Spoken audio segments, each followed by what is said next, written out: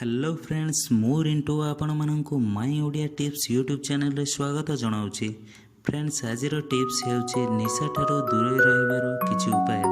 Friends मद P सारिबा परे अनेक लोक अचेत होई पड़ती, निज होश को हरई बसंती, एमिति भाबरे निशाग्रस्त हो जाती जे निजर पूरा दिन को खराब कर दियंती। निशा को छड़ाइबा पई किछि लोक लेंबू पानी रो प्रयोग करिथांती, जहाँकि आम लिभर पर क्षतिकारक होता है। किंतु निशा छड़ाइबा पई अनेक उपाय रही। आसंतु जानिबा निशा छड़ाइबार केतेक सरल उपाय। निशा छड़ाइबा पई आपण कमला रस को पियंतु। एथिरे थिबा विटामिन सी बांति को रोकिथाए और निशा मुक्त कराइथाए। कॉफी पीवा द्वारा आमको फ्रेश लगिथाए।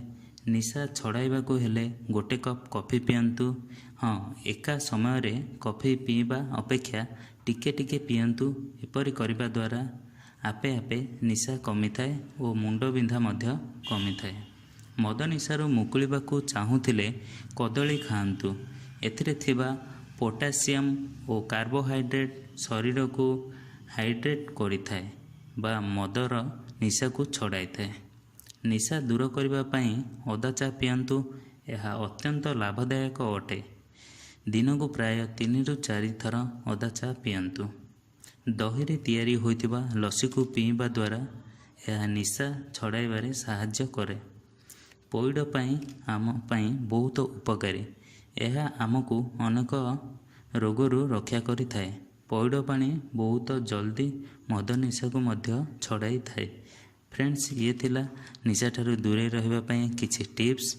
फ्रेंड्स भल लागिले लाइक शेयर कमेंट करने को जमा भी भूलिबेनी।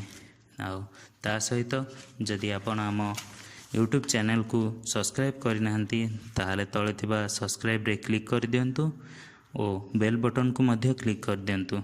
ताहाले आपनकु हमर अपकमिंग वीडियो रो नोटिफिकेशन पाई परिबे।